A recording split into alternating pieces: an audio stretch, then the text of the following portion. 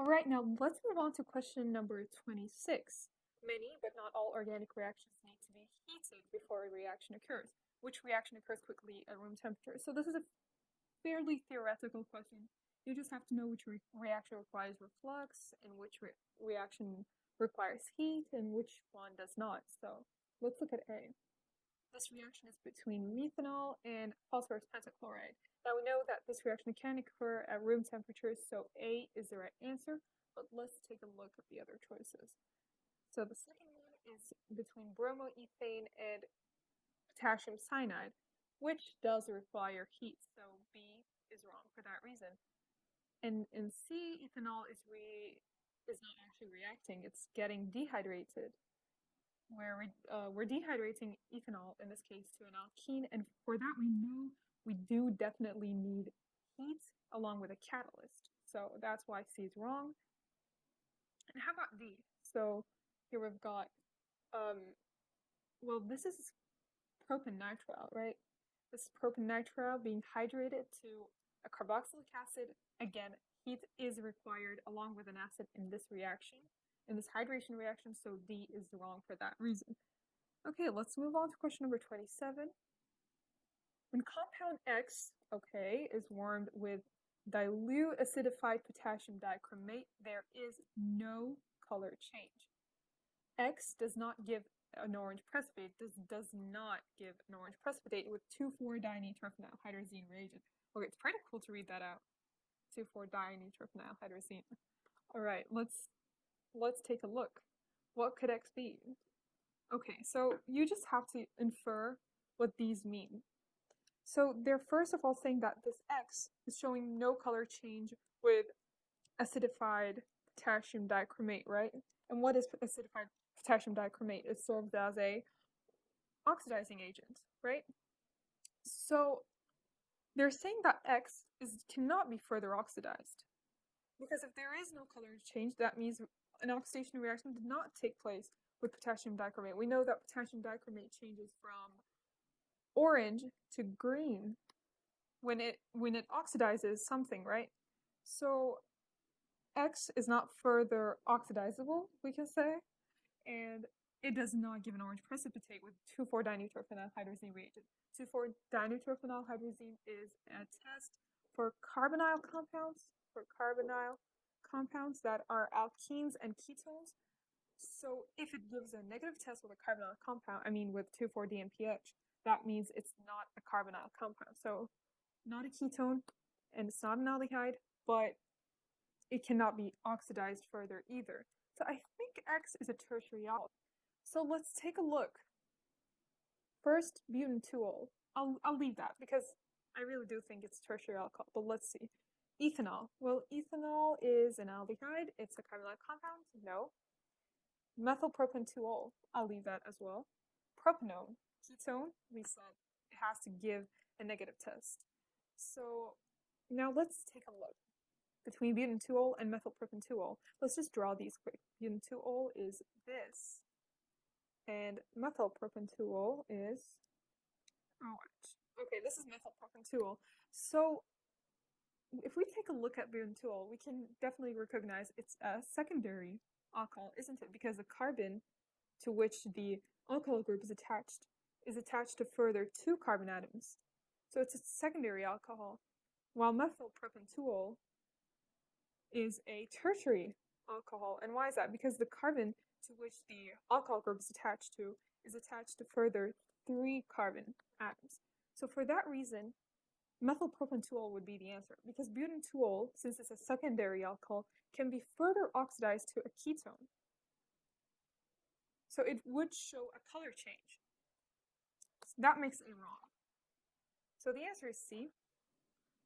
All right, now let's move on to question number 28. What are the only structures formed when butanol is heated with concentrated sulfuric acid? So concentrated sulfuric acid is a dehydrating reagent, right? Dehydrating reagent. Okay, let me just not be that messy. Dehydrating. That means that butanol, when heated with concentrated sulfuric acid, is going to go a dehydration reaction. So if we remove water from an alcohol, we get an alkene. All right. So that means if we have this structure shown, so this is butanol, we're dehydrating this, water is removed, and we're going to get an alkene. So the first product we can get is when the alcohol group and the hydrogen from an adjacent carbon is removed to form but1-ene. So here we've got our but1-ene, and the double bond is formed between the first and the second carbon. So this is the first structure. Now, there's another scenario in which the alcohol group and the hydrogen from the other carbon, from the other adjacent carbon, the carbon to the right of the central carbon, is removed. And in that case, we're going to get but2-ene. So we're going to get the double bond now between the second and the third carbon. So this is but2-ene. Now you guys can instantly recognize that this can form cis-trans isomers. And why is that? Why is that? Because the carbon atoms on both of the sides of the double bond are bonded to two different groups. So they're bonded to a hydrogen and a methyl group. So two different groups, that means we can have cis-trans isomers. So we're having but2-ene. So we can either have cis but2-ene or we can have trans but2-ene. And of course, the first one was but1-ene. So a total of 3 products can be formed from the dehydration of butanol. So let's see. Now A gives us only 2 products, so that's why it's wrong, and C as well.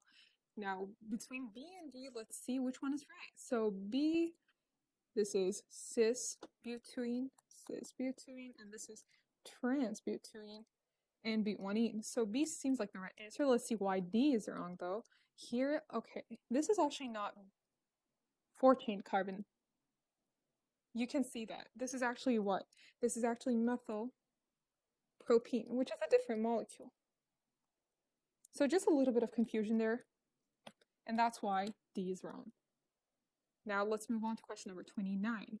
Compound G, okay, has a chiral center. What does a chiral center mean? It means that the carbon with 4 sigma bonds is bonded to 4 different, capitalized different groups or atoms.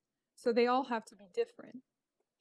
And G has, well, G gives a positive result with alkaline aquacidine. What does that mean? It means that we need a C double bond O and a CH3 or methyl group beside it. So to get a positive result with alkaline aquacidine, you always need a carbonyl compound with a methyl group, with an adjacent methyl group attached to it. So most probably a methyl ketone or ethanol. Now let's see the third criteria. Does not give a silver mirror with Tollens reagent. So we know silver mirror is to test for an aldehyde. So if it gives a positive result, it means there is an aldehyde. So if it gives a negative result, it means it's not an aldehyde. So it's probably a ketone. I mean, it is a ketone. So let's see. Now, eliminate all the aldehydes. Hydroxybutanol and 3-hydroxybutanol are both aldehydes. We're left between A and D, 1-hydroxybutanone and 3-hydroxybutanone. So let's draw them. This is the butane chain and butanone and an alcohol group here. And this is our 3-hydroxybutanone.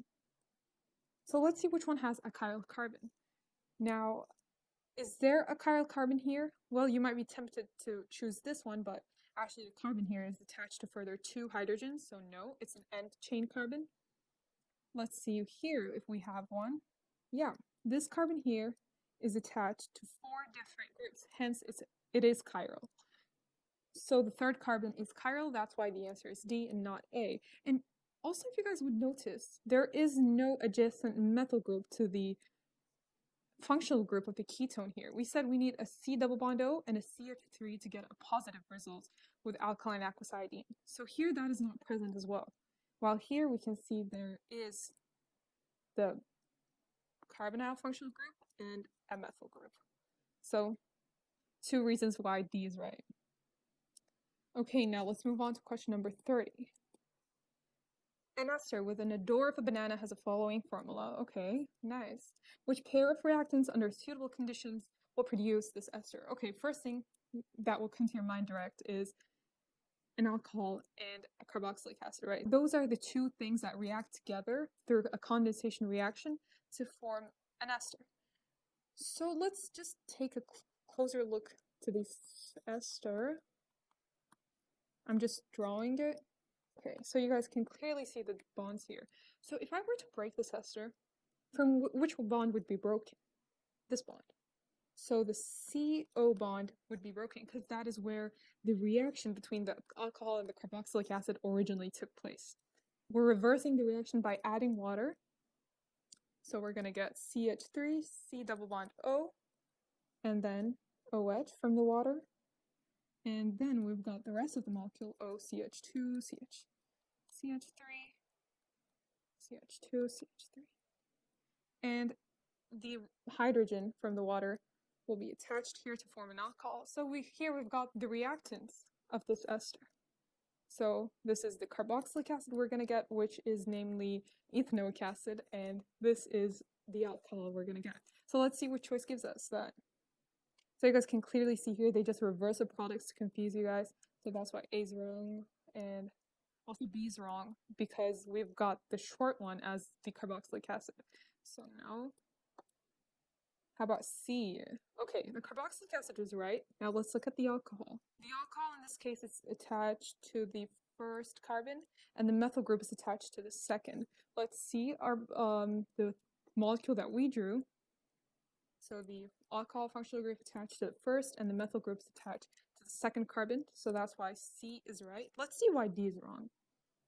Now, again, the ethanoic acid is correct. How about the alcohol?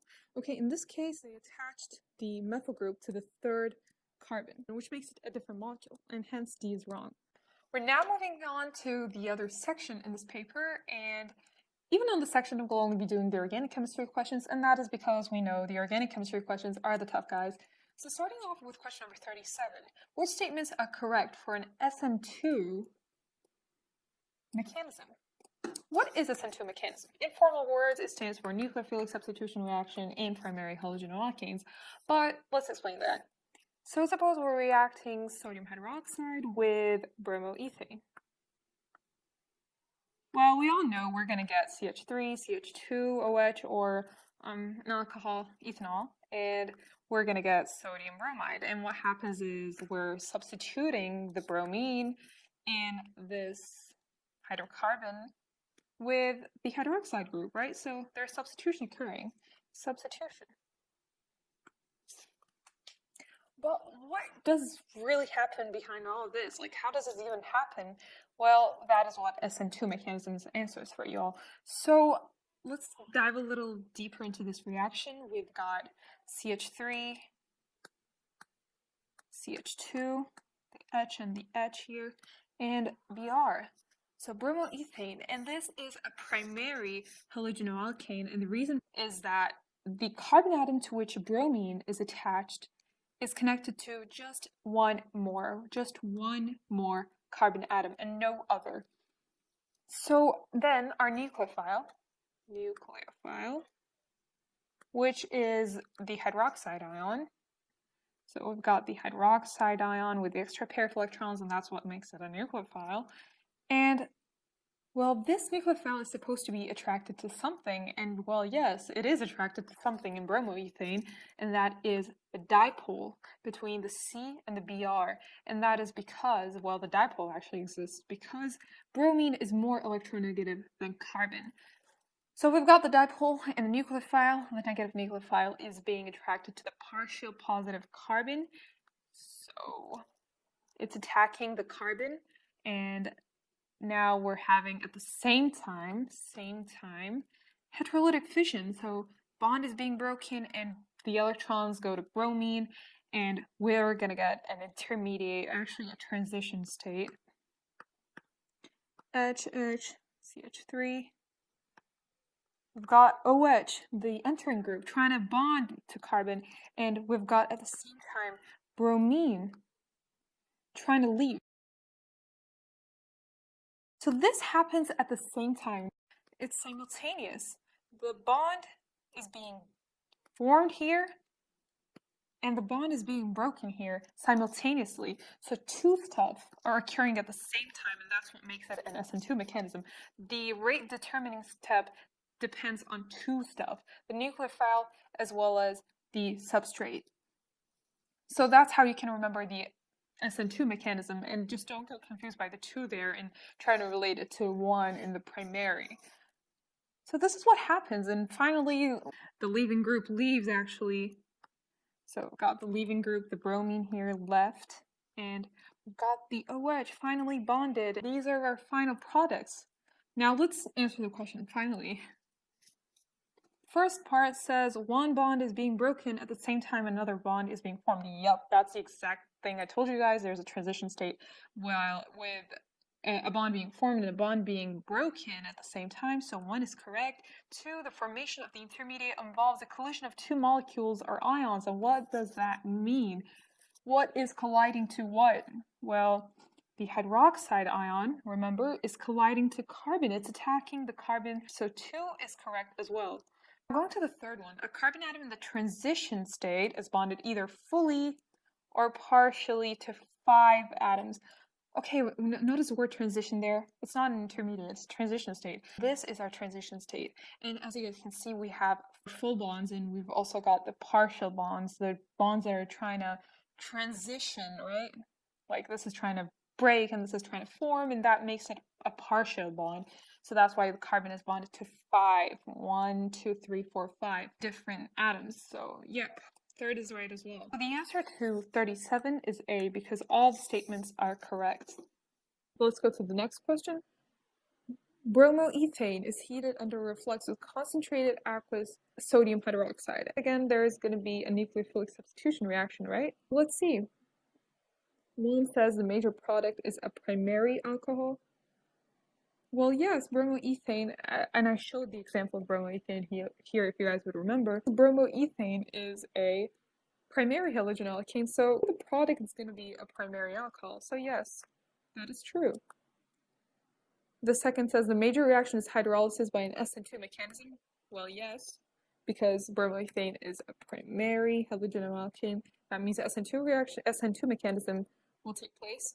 How about the third? The major product would be the same if the NaOH is dissolved in ethanol. Okay, remember that in organic chemistry, the solvents can change the fate of the reaction. So if we have ethanol instead of water used as a solvent for NaOH, then the reaction is going to be completely different and we're going to have actually elimination reaction instead. Elimination to form an alkene. So 3 is wrong. The reaction won't be the same.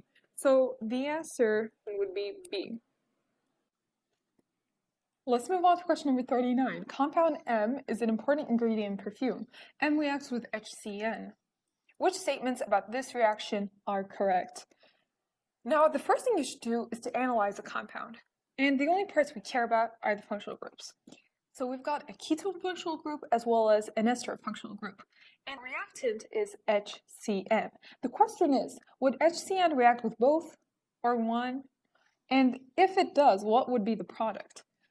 Now, unfortunately, HCN does not react with the ester because esters cannot undergo nucleophilic addition reactions, while it does react with the ketone because ketone, being a carbonyl compound, can undergo a nucleophilic addition. When HCN reacts with the ketone functional group, the HCN will be added along this ketone functional group. What I mean by that is we're going to get a product. So OH, as you guys can notice, is added to O, and the cyanide part is added to the carbon, and the rest of the molecule. So I'll just put R for convenience. We can see that hydrogen cyanide is added along this bond, and that is because we have a pi bond, as well as we have a highly polar bond between C and the O. O is much more electronegative than carbon. Let's dig a little deeper into the reaction. First of all, we have a cyanide ion, which behaves as our nucleophile, and it is attracted to the partial positive carbon. If you guys are wondering, where did the cyanide ion come from? It is actually the product of the dissociation of this acid. And HCN is an acid, right? Weak acids such as HCN partially dissociate. HCN in this case would dissociate into a proton plus the cyanide ion in this weakly acidic solution. So we've got now the cyanide ion attacking the carbon, and we're going to have heterolytic bond fission of the pi bond actually. So this is what's going to happen. The O is going to have extra pair of electrons, and we have the cyanide now bonded to the carbon. We have a nucleophile here with an extra pair of electrons, and that would attract the hydrogen. So again, there is a dipole here, right? Because cyanide ion is much more electronegative than hydrogen, and the partially positive hydrogen is attracted to the nucleophile. Again, we're going to have heterolytic bond fission, and H is added to O. This would be our final product. So this is actually what is happening in the back scene of this reaction. Now let's look at the statements. First, a small amount of sodium hydroxide will speed up the reaction. A small amount of sodium hydroxide will speed up the reaction, and that is because a little bit of sodium hydroxide actually aids the formation of the cyanide ions from this weakly acidic HCN solution. So 1 is correct. How about 2? The reaction is initiated by the transfer of a proton to one of the C double bond O groups. As you guys can see, the proton actually comes later in this reaction to the stage. Well, the reaction is instead initiated with the attack of the cyanide nucleophile to the carbon. So 2 is wrong. 3 says both of the C double bond O groups react with HCN. Now, as I said earlier, esters cannot undergo nucleophilic addition reactions, and that's why it's not both. It's just a ketone functional group undergoing this reaction, which makes the answer to this question D. And the final question of this paper, question number 40, carboxylic acids can be converted into their salts by a number of reactions at room temperature. Which reactions would produce sodium butanoate and a gas? So carboxylic acids, like any acids, would react with an alkali or a metal or a carbonate to form a salt along with some side products. And let's see which gives us a salt plus a gas as the side product. So the first choice says sodium carbonate plus butanoic acid. So sodium carbonate, being an alkali, would react with the acid through a neutralization reaction to form a salt plus water. But we're going to have also carbon dioxide, because notice how we're having a carbonate here, and carbonates would always give carbon dioxide. So 1 is correct. A gas, carbon dioxide, and sodium butanoate is yielded. How about 2? Sodium plus butanoic acid, a metal reacting with an acid to form what? To form a salt and a hydrogen, because metals with reacting with acids always give us hydrogen as well. So 2 is correct. How about 3? Sodium hydroxide plus butanoic acid. Again, an alkali reacting with an acid through a neutralization reaction to form a salt plus water for sure, because neutralization reactions must yield water, but there is no gas involved. Since we don't have a gas in the third option, 3 is wrong, and the answer to this question would be B.